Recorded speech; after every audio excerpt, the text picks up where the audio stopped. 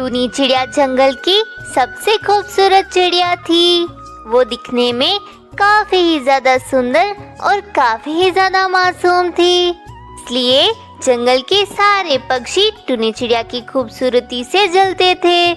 टूनी चिड़िया का बचपन से ही सपना था कि वे एक बार दुबई की सैर करे। लाडो चिड़िया, न जाने दुबई दिखने में कैसा लगता होगा। काश कि मैं एक बार दुबई जा सकती। लाडो चिड़िया, क्या तुम्हें पता है कि मेरा बचपन से ही सपना है कि मैं एक बार दुबई जा सकूं। पता नहीं मेरा ये सपना पूरा होगा कि नहीं। टूनी चिड़िया, तुम परेशान क्यों होती हो? तुम देखना, तुम दुबई जरूर जाओगी। टूनी चिड़िया, तुम उसी चिड़े से शादी करना जो तुम्हें दुबई घुमा ला सके। हाँ लाडो चिड़िया, तुमने एकदम सही कहा। अब तो मैं उसी चिड़े से शादी करूंगी जो मुझे दुबई घुमा सके। लेकिन मुझे उसके लिए इतना अमीर चिड़ा ढूंढना होगा। लेकिन इतना अमीर चिड़ा मुझे मिलेगा कैसे? कैसी बात करती हो तुम टूनी चिड़िया? तुम तो इतनी ज्यादा खूबसूरत हो, इतनी ज्यादा खूबसूरत हो कि तुमसे शादी करने के लिए पक्षी तो अपनी सारी जायदाद भी लुटा दे। फिर लाडो चिड़िया जंगल में टूनी चिड़िया के स्वयंवर के पोस्टर लगा देती है। अरे कबूतर, तुमने सुना है कि कल जंगल में टूनी चिड़िया का स्वयंवर रखा है और उसमें यह शर्त रखी है कि जो भी पक्षी टूनी चिड़िया को दुबई ले जाएगा, टूनी चिड़िया उसी से शादी करेगी। अरे ये टूनी चिड़िया को क्या हो गया है? कहीं ये पागल तो नहीं हो गई? दुबई जाने के लिए तो काफी ज्यादा भोजन लगता है और जो भी उसे शादी करेगा वो तो बेचारा लुट ही जाएगा।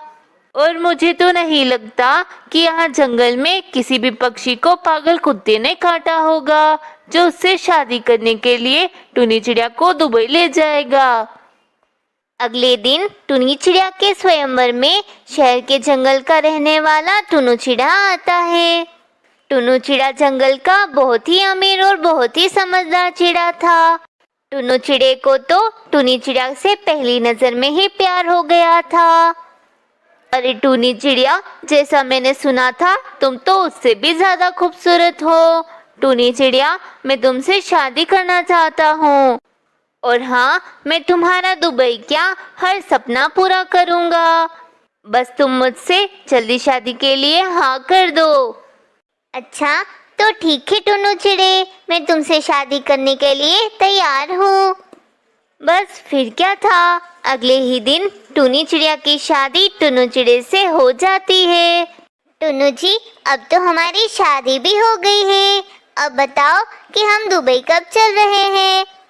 अरे मेरी टूनी, तुम बिल्कुल भी परेशान मत हो, मैं आज ही जाकर दुबई की टिकट करा लाता हूँ। तुम तो बस दुबई जाने की तैयारी शुरू करो। मैं तुम्हारा दुबई जाने का सपना जरूर पूरा करूँगा। वहीं दूसरी तरफ ये सारी बातें खिड़की में बैठी हुई रानी कवि भी सुन रही होती है। रानी कवि का भी दुबई जाने का सपना था जो कि कालू कौवा पूरा नहीं कर पाता।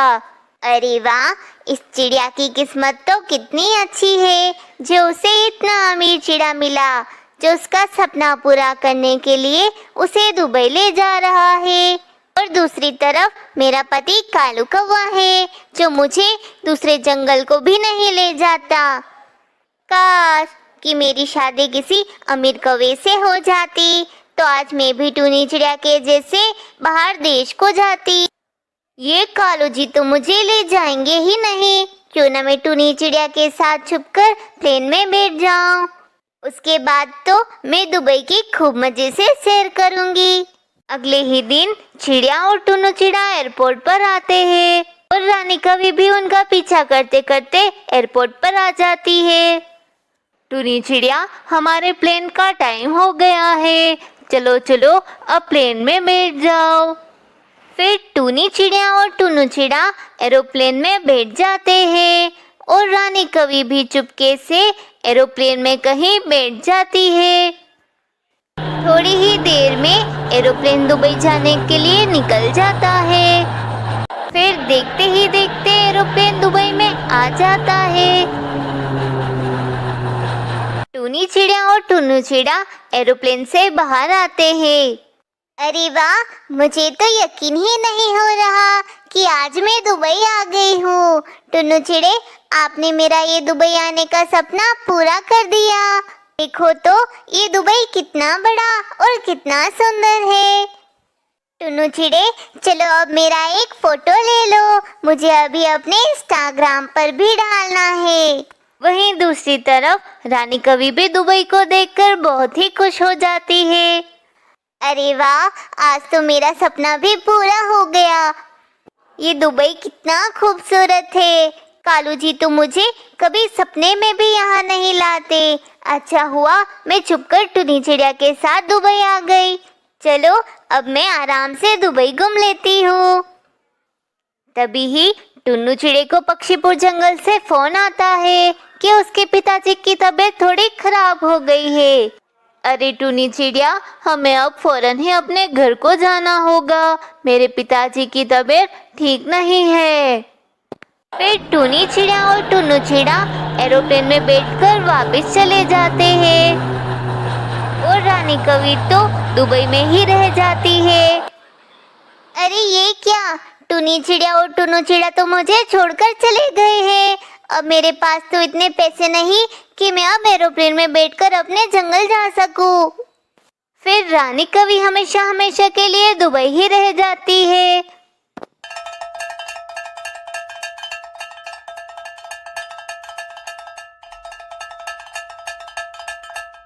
ये कहानी एक बहुत ही बड़े और सुंदर से जंगल की है, जहाँ पर सारे पक्षी मिलजुल कर रहते थे। उसी जंगल में एक कालू कौवे का भी परिवार रहता था। अरे कालू जी, इस जंगल में आए हुए हमें अब 1 महीना हो गया है, लेकिन हमारे पास कोई भी कारोबार नहीं है। ऐसा ही रहा तो हमें वापस अपने गांव के जंगल को ही जाना पड़ेगा। अरे रानी, ऐसा क्यों बोल रही हो? तुम देखना, मैं जल्दी कारोबार करने लग जाऊंगा।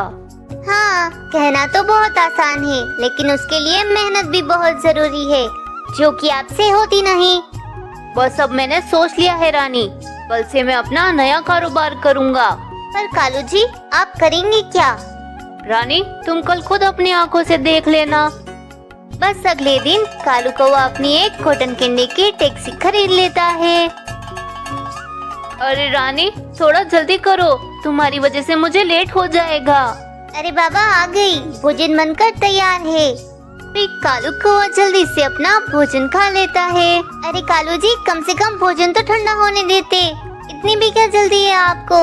अरे रानी, अगर पक्षियों के स्कूल की छुट्टी से पहले मैं नहीं पहुंचा, तो पक्षी मेरी कॉटन कैंडी खाए बिना ही घर चले जाएंगे।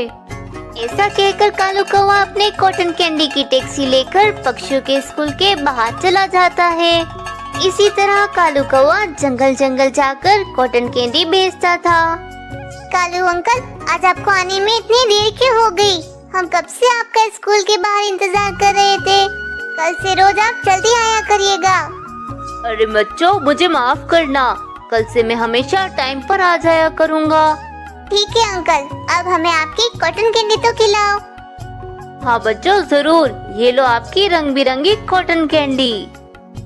कालू कौवा सारे बच्चों को कॉटन कैंडी दे देता है।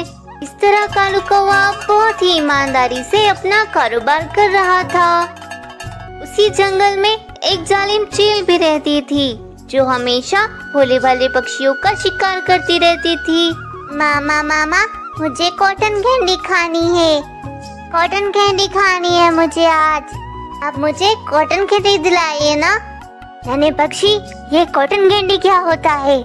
क्या जंगल में कोई नया पक्षी आया है? नहीं मामा, अपने जंगल में स्कूल के बाहर रोजाना कालू अंकल अपनी कॉटन कैंडी की टैक्सी लेकर आते हैं। सारे बच्चे कालू अंकल से ही कॉटन कैंडी खरीदते हैं और खूब मजे मजे से खाते हैं। मामा, मुझे भी वो रस भरी रंग बिरंगी कॉटन कैंडी खानी है। नन्हे चील, तुम एक चील के बच्चे हो, तुम ये कॉटन कैंडी खाना शोभा नहीं देता। तुम्हें तो शिकार करके पक्षियों का मांस खाना चाहिए। वैसे मेरे बेटे, तुमने बहुत ही अच्छी खबर सुनाई है मुझे। कल हम स्कूल के बाहर जाकर सभी पक्षियों का एक साथ शिकार कर लेंगे। इससे पूरे हफ्ते हम बड़े मजे से पक्षियों का मांस खाएंगे। बस अब मैंने सोच लिया है नन्हे चील, हम अगले दिन उन सभी पक्षियों का शिकार कर लेंगे।